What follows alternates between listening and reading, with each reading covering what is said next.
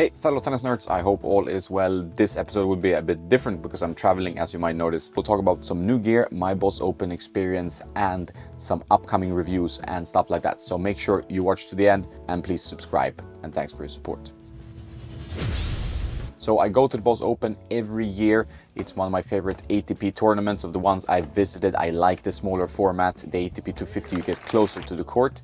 My friend runs the tournament. I get good seats and the press access, so it gives me some room to learn more about players, about gear, and so on. I love the Masters in Rome that I went to 1 month ago, but this one trumps it as you get better access to the players. Grass court tennis can be a challenging watch at times if you like longer rallies because it's very serve dominated, but it has its own interesting elements. So I also like that, and I kind of like the vibe around grass court tennis. It's kind of a traditional tennis vibe to it, and the tournament in Stuttgart is top notch. Can really recommend going there. For the Boss Open, I created a bunch of reels for our Instagram page. Keen to hear now in the comments, what's your favorite serve of these top players? What do you think of Berrettini's slice backhand that he's working on? The slice is such an important shot on grass, of course.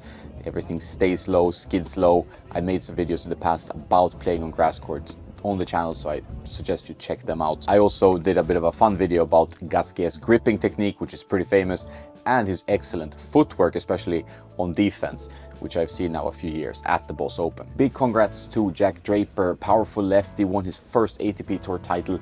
He is exciting to watch and I think can have a great career in tennis. Like most Brits, he's a bit more comfortable on the low bouncing grass and faster hard courts than on clay, but he has a great game for those surfaces, and we'll see if he can improve on also the slower surfaces of tennis. Obviously nowadays most surfaces play more similarly than in the past where they were more extremes. He's using a Dunlop Revo CV 3.0 F mold. When Srixon took over Dunlop in the early years, they had this frame, and that's the mold he's using. I got to see his racket up close.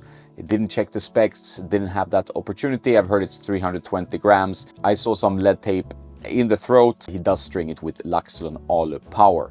I would say the Revo is a little bit more control oriented than the current FX500, which this frame is painted as. There were several players at the Boss Open using the new Extreme cosmetic, which I think is a clear improvement. I talked to some people around there. Most people seem to be very happy with the new cosmetic. That's a little bit more neon, a little bit lighter and brighter, feels more fresh. And I think this is the way to go. So we saw like Gasquet and Berrettini, for example, using this cosmetic. Not the mold, obviously they're playing with their old rackets, but with the cosmetic. One player that has made a switch to an Extreme but is still using the old cosmetic, and it does look like a matte one, maybe it's even a kind of retail that she tried, is Bianca Andreescu, who used to play with a Speed MP and now plays with the Extreme MP, as far as I can tell. If you have any more information, let me know. Plays with a white string, could be Head Hawk white is a guess. But if you know more about Bianca Andreescu's racket, put it in the comments or reach out via Instagram, Tennis Nerd Insta. She is back to playing great tennis though. Got to a final in Hertogenbosch. She's also one of those injury-prone players like Berrettini, for example. So hopefully she stays healthy and can keep up her good tennis for 2024. According to online sources, we have Jannik Sinner playing with a new grass court shoe. It's the Nike Zoom GP Challenge 1. And I really like that shoe. I tried it. I didn't try it on grass, but on clay, it's a very nice shoe. I don't know if this is a switch or anything like that. How good will he be on grass this year? Can he win Wimbledon? Let me know what you think in the comments. In terms of my own gear testing, I'm waiting for the new Head Extremes.